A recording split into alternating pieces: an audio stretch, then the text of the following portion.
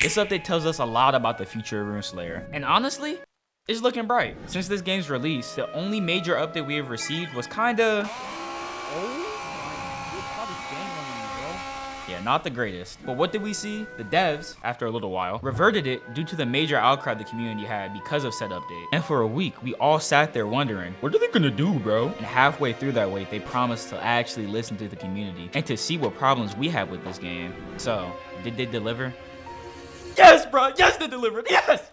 We're so back. This recent update actually addressed every problem the community had and more. And we as a community, yes, I'm talking about you, gotta stop feeding into negativity all the time and actually applaud the devs when they make good changes. Because sadly, it's rare for devs to listen to their community. Now let's finally go over these changes I've been glazing. First things first, and arguably the most major one, your posture bar now reduces when you hit a parry. And we got increased parry frames. Do I even gotta explain why this is fire? This has been one of the main reasons why it's so annoying to solo prog. Parrying did nothing for you in a parry-based game. And yes, I know this change doesn't completely fix the problem with parrying, but it's going in the right direction. Other things that should be implemented to make the game just feel more enjoyable are making it to where enemies can be guard broken from parrying them and adding parry stun. Once they do that, bro, we won. This game actually might be fire. Next on the list is the overall XP buff to C-rank jobs and lowering the damage on beastmen. They also say they lowered the health and posture damage on problematic mobs, and I can only assume that they're talking about imps and fiends, right? But either way, these are some good changes, and I can only hope in the future they'll make it to where enemies can't spot you from far away, because we can all relate to getting harassed by 4 beastmen fighting you across the map and then having their way with you. Next on the list are the buffs to certain classes. The amount of times I've seen somebody in Discord say,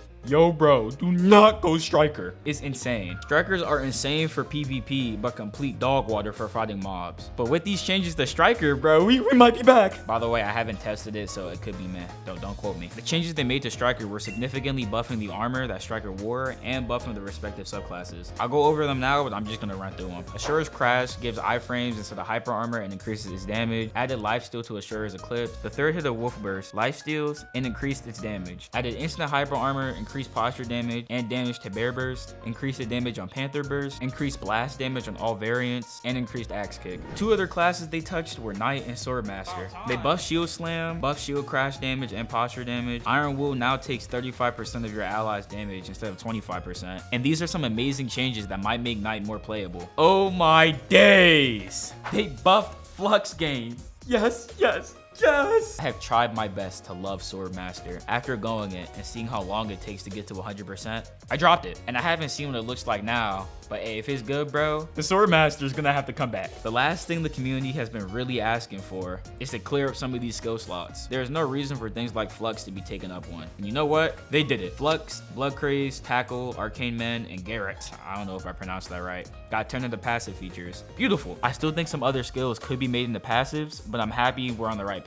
Okay, for the changes that wrap this update into a nice little bow, or instead of having to wait a week to get your rating points, you can now talk to the faction NPC and turn your reputation into rating points. You know, I can actually start grinding kills now. On top of that, and I arguably should have started with this, 4 times chance on all rare/legendary items. Also, they got the 2 times drop rate just for this weekend. Yes! This could bring a tear to my eye. Gone are the days of endlessly killing the bosses in Coliseum. Gone are the days of endlessly killing the Elder Treant. We are in a new age of prosperity, bro. We're so back. Before I get into my main point, some other good changes the developers made are the buff to the Sand Shooter crit, Dragon Pierce being fixed, and I don't know why I didn't bring this up, but they added rune carvers to the faction shops, and rune carvers allows you to add rune slots to armor pieces. Oh shoot, almost forgot. They also nerfed Hill Troll HP regen. I have no idea if this dang Hill Troll regens in combat or if they're talking about the regen that happens when it's on aggro, but either way, I'm happy with this update. So allow me to get into my main point real quick. The devs peeped that they made a mistake, and they came back proving that they actually listen to the community. Not many games on this platform do that, which is why I think Rune Slayer won't die out in a month's time. If they keep adding PvE content like the Tundra I've been hearing about, and add some side PvP content, like maybe a zone where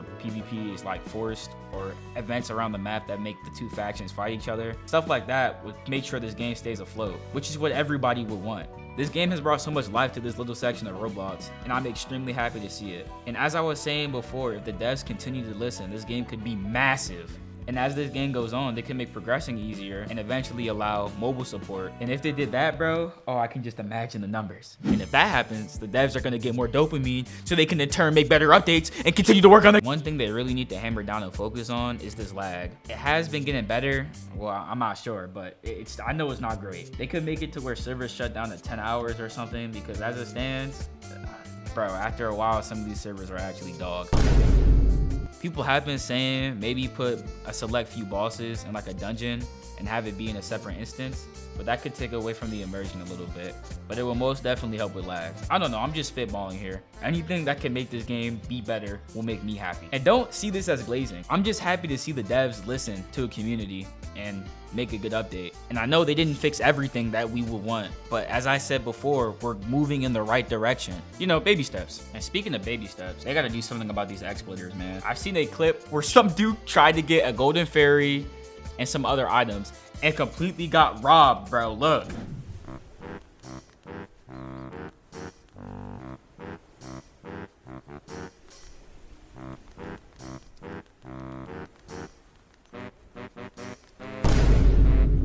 Bro, no! This poor guy, bro. Can you imagine the pain in his soul? He probably was like, yo, my items! My items! Be careful out there, bro. Don't do any crazy trades that don't seem fair, because it's probably an exploiter. Yeah, fix this, bro. I don't know what they could do, but this is a problem. And I'm not gonna sit here and complain about trading being disabled, because I would lose it if I lost everything like that. Yo, mid-recording, bro. My friend just got a golden fairy. The rates are real! Yes, yes, yes! Okay, sorry. That was completely off topic, bro. I just had to bring that up. Yo, while I'm here, please fix the fact that you can hear lightning from like across the map. Maybe I'm wrong, but I be in the swamp and some guy be like touching the orb up in the sky tower or whatever, and I can hear every single lightning strike, bro. It's annoying. I don't want to hear this. Yeah, to sum up, these changes this update were fire. Thing is though, we need some actual new content. I hope the devs don't think they can keep adding legendary weapons every single week and expect us to keep playing, because so far that's what's been happening. We need new bosses, new monsters, or maybe a new area to run around instead of just running laps in the swamp all day to get a rare drop. Yeah, this is Tripp a couple of hours later, bro. What happened to the servers? For the life of me, I cannot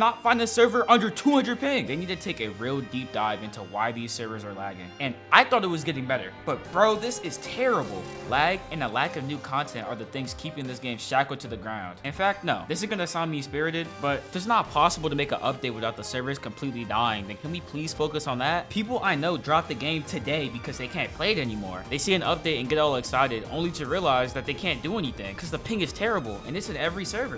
What's the saying, bro? One step forward, two steps back. Like, what are we doing? If you got to this point in the video, just like, you don't gotta subscribe. I'm extremely picky with who I watch on YouTube, so I completely understand. And let me know your current feelings about the game in the comments. As you can see, I was hyped at first and very optimistic, but you know, now that I get on, I can't even play the game because I'm at 300 ping. I'm starting to get mad. Shoot, bro, maybe I'm bipolar. Anyway, I hope you enjoy the rest of your morning, evening, or night. And yeah, I'm gonna go cry myself to sleep.